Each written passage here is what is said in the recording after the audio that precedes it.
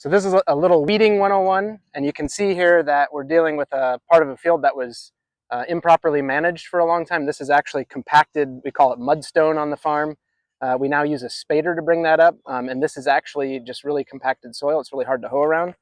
But we're hoeing, and you really can't see, if you look ahead, you can't see that many weeds between this lacinato kale. But after Darius has gone through here, what we're really looking for, if you can zoom in on this, are these like white thread stage roots.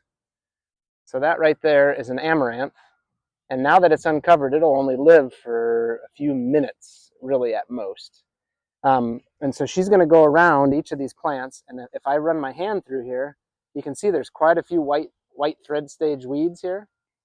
So you can see all, like that's one. There's some grass in here. And if you do it at this stage, you actually can go really fast. So like one person can actually hoe, an acre a day, as long as you do it at the early stage. And if there wasn't this mudstone here, it'd be a lot easier. We'll go over to another field here. And so she's going to go down in between the rows. On the outside edge, we used a wheel hoe, and I did that before the last rain. We'll probably have to come through next week, and we use a springtime harrow behind the tractor. So it's a blind cultivation tool. We'll pull the drip tape out so we don't catch it. And the harrow tines are on springs. They go like this, and the plants will be well rooted enough that we can go right over the top, and it looks like you're just fluffing the whole field. And we'll do that on a nice sunny day too, and we'll catch these next, the next flush of these weeds that maybe we missed with the hoe or with the wheel hoe. We couldn't do the springtime harrow right away. You have to wait and make sure that the plants are rooted well enough. My test is I put the butt of the heel of my hand on the ground, and if I can tug a little bit and there's any give, I tend not to like to use the springtime harrow because I'll flick too many plants out of the ground.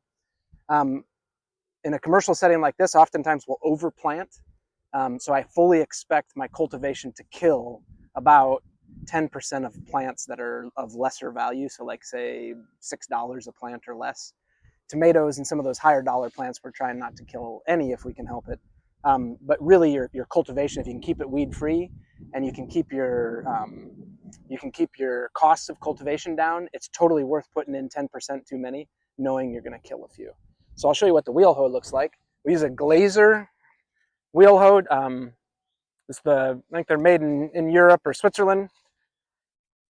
So I've already done the outside of these broccoli beds. So I've done a pass on each side, and now I'm just going to go down the middle, and you can see that the mudstone here is less. That was an old field road, so that's why it's clumpy. So this has an oscillating blade that cuts in both directions. So in the ground, it goes back and forth on these blocks. They make them in different widths, so it's sharp on both sides. And you can take a file to it. We have some that are really, really thin because they've gone through the soil so much. And it really, if you have good soil conditions, I'm going to skip this beginning bit because I usually finesse there a little bit. You don't want to go too deep, so you don't want to push this in like that because there aren't really any weed roots down there that you're going to get. You want to be just deep enough and get really close to the edge of the plants. And I try to walk off to one side, and I throw a little bit of dirt into the row as I go to bury some of those thread stage weeds. And you can see how fast you can go if you have good straight lines and good soil conditions. And then if there's organic matter or debris that gets on there, I just lift it up and I shake it off like that. And I'll just go down and back. This is about a 380-foot bed, and it takes about 5 minutes to go down and back. So weeding 101.